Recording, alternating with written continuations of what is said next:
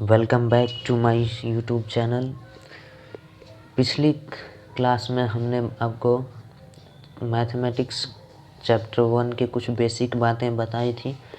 उसी पर आधारित है एनसीईआरटी के किताब में दिया हुआ ये उदाहरण जो है वो अच्छा खासा इम्पोर्टेंस रखता है आपके लिए, तो इसको वीवीआई की कैटेगरी में रखा जाए और इस उदाहरण को समझने का प्रयास करेंगे। देखिए, 40, 52 और 12,572 का एचसीएफ पूछा जा रहा है हमसे। तो मैंने जो तरीका बताया है पिछली बार एल्गोरिथम का प्रयोग करके, वह उसी के ज़रिए हमने यहाँ पर पहले बड़ा वाला संख्या देख लेना है। बड़ा संख्या बराबर छोटा संख्या गुने इस बड़े संख्या में जो छोटे संख्या से भाग देंगे वो भागफल और प्लस शेषफल। इसी तरह से यहाँ पर अगले स्टेप में ये जो भाजक था ये बन जाएगा भाज्य, शेषफल था वो बन गया भाजक। इसी तरह से हर स्टेप में आगे बढ़ते जाएगा और इस तरह से हमारा मौसा जो है, जहाँ शेषफल 0 हो गया तो देखेंगे कि किस भाजक में गुना करने से 0 आया है शेषफल, तो वही हमारा एचसीएफ होगा। तो r = 0, इसलिए मौसा 40, 52 और 72 ये एंड आगे नेक्स्ट क्लास में हम लोग पढ़ेंगे। इसका कॉमा का मतलब एंड भी होता है। तो 40, 52 एंड 12,576 का एचसीएफ जो है वो 4 हो गया। ठीक है, अगले उदाहरण की ओर बढ़ते हैं। देखिए, अगला उदाहरण भी अच्छा खासा समझने की चीज़ है। देखिए, कहा है क्वेश्चन में, दिखाइए कि एक धनात्मक समपूर्णांक 2q के रूप का होता है तथा प्रत्येक धनात्मक विषम पूर्णांक 2q + 1 के रूप का होता है, जहाँ q कोई पूर्णांक है। तो इससे हमें कोई खास मतलब है नहीं। हमें सिद्ध करना है कि कोई धनात्मक सम पूर्णांक जो है वो 2q के रूप का होता है और विषम पूर्णांक जो है वो 2q + 1 के रूप का होता है। तो यहाँ देखिएगा, समझने वाली बात क्या है। देखिए, यहाँ पर जो कह रहा है प्रश्न में, ये कह रहा है कि 2q + 2q के रूप 1 + 1 के रूप में होना चाहिए यहाँ पर इसमें। तो इसका मतलब ये है कि ये हो गया भाजक, ये हो गया भागफल और प्लस शेषफल। इसमें शेषफल 0 है और इसमें शेषफल 1 है। तो यहाँ पर हम लिख लेंगे, सबसे पहले माना कि वह धनात्मक पूर्णांक। यहाँ पर ज़रा ध्यान देने वाली बात होगी, मैं इसे पहले लिख लेता हूँ, उसके बाद आपको समझाऊंगा। देखिए, यहाँ पर लिख लिया गया है, माना कि वह धनात्मक पूर्णांक a है, इसलिए यूक्लिड विभाजन एल्गोरिथम से a = 2q + r।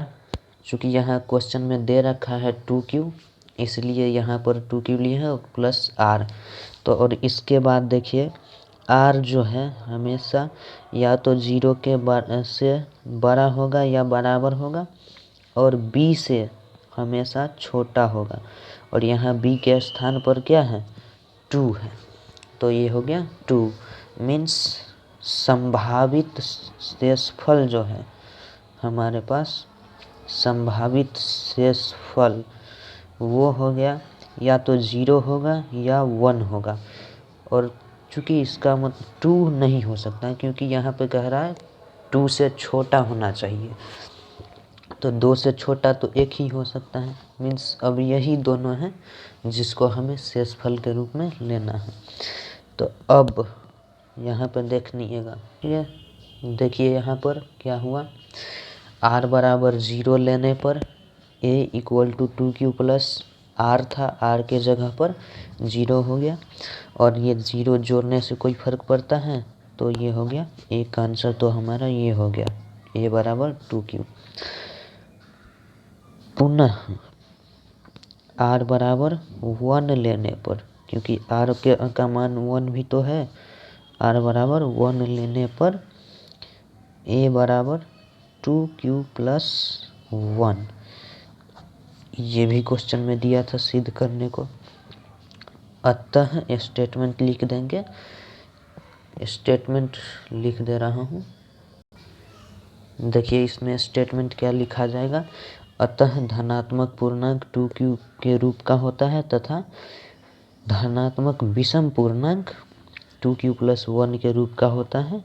प्रूव्ड, क्योंकि ये हमें प्रूव करने के लिए दिया था, दिखाने था, इसका मतलब सिद्ध करना था, तो सिद्ध हो गया ना।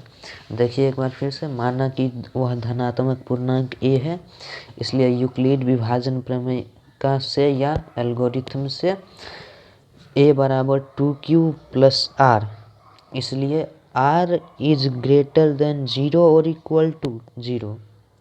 ये बोलने में मैं हमेशा गलती कर देता हूँ, पता नहीं क्यों। देखिए r इज ग्रेटर देन और equal to 0, r is greater than और equal to 0 and less than 2, means r का मान या तो 0 के बराबर होगा, 0 से बड़ा होगा, लेकिन 2 से छोटा होगा। तो 0 के बराबर r हो गया का मान हो गया, और 0 से बड़ा r का मान हो गया, लेकिन 2 से छोटा, तो 2 तो होगा नहीं, तो 2 यहाँ पे नहीं आया। अब बारी बारी से r का मान लेकर देखेंगे इस समीकरण में। देखिए r का मान 0 लेने पर a बराबर 2q प्लस 0 और a इक्वल टू 2q। फिर पुनः r बराबर 1 लेने पर a बराबर 2q प्लस 1 हो गया। यही तो सिद्ध करना था, यानी कि सम पूर्णांक कभी भी रहेगा तो वो इस रूप में होगा और विषम पूर्णांक इस रूप में। अब यहाँ पर देखने वाली बात है कि सम पूर्णांक कभी भी होगा तो जैसे ये है तो इस रूप में भी हो सकता है, ये ऐसे भी हो सकता है, ये ऐसे भी हो सकता है। मीन्स सम पूर्णांक के अंत में या तो 0 रहेगा शेषफल, या नहीं तो 2, 4, 6 यानी कि सम संख्या ही शेषफल में रहेगा, ताकि वो फिर से 2 से डिवाइडेड होकर के शेषफल लास्टली 0 आ सके। ठीक है, लेकिन वही बात करें हम विषम संख्या की, तो विषम संख्या में जैसे ये विषम संख्या है शेषफल के रूप में, उसी तरह से शेषफल के रूप में बाकी की विषम संख्याएं भी हो सकती हैं। ये बात आपको ऑब्जेक्टिव के लिए ध्यान में रखनी है। ठीक है, आज के लिए ये एक आखिरी सवाल है। देखिए इसमें क्या करना है। एक मिठाई विक्रेता के पास 420 काजू और की बर्फियां हैं। वह इनकी ऐसी ढेरियां बनाना चाहती हैं कि प्रत्येक ढेरी में बर्फियों की संख्या समान रहे तथा ये ढेरियां परात में न्यूनतम स्थान घेरे। इसके लिए प्रत्येक ढेरी में कितने बर्फियां रखी जा सकती हैं। तो यहाँ पर देखने वाली बात है। देखिए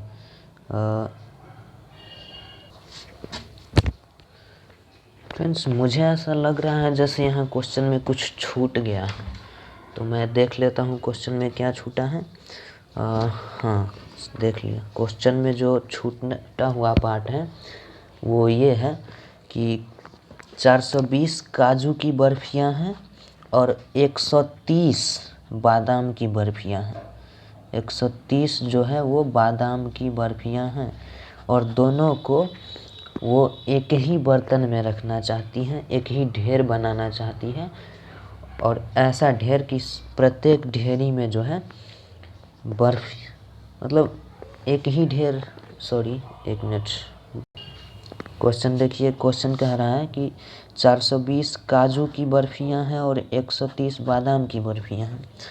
वह इनकी ऐसी ढेरियां बनाना चाहती हैं कि प्रत्येक ढेरी में बर्फियों की संख्या समान रहे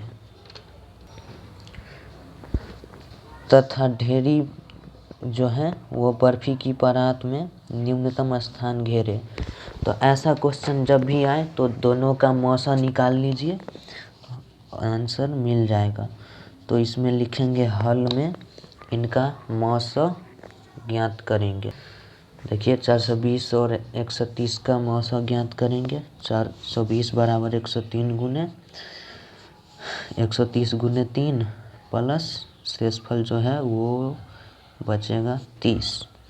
फिर 130 यहाँ आ जाएगा, 130 और 30 यहाँ आ जाएगा। तो ये कितने बार में गुना करेगा? मुझे लगता है ये 4 बार में गुना करेगा। 120 बचेगा शेषफल 10। अब ये 30 जो है वो यहाँ आ गया और 10 जो है यहाँ आ गया, गुना करेगा 3 बार में, शेषफल 0। शेषफल 0 आ गया ना, r इक्वल टू 0 आ गया। चूँकि r इक्वल टू 0 इसलिए जो भाजक होगा इस लाइन में वही इसका HCF होगा। अतः इसलिए HCF किसका? 420 और 130 का कितना हो गया? 10। अतः प्रत्येक ढेरी क्या है? अतः बर्फियों मिठाई विक्रेता 10-10 की ढेरी बना सकता है, मीन्स एक ढेरी में वो। अतः प्रत्येक ढेरी में वह 10 मिठाई है, बर्फी है, 10 बर्फियाँ रख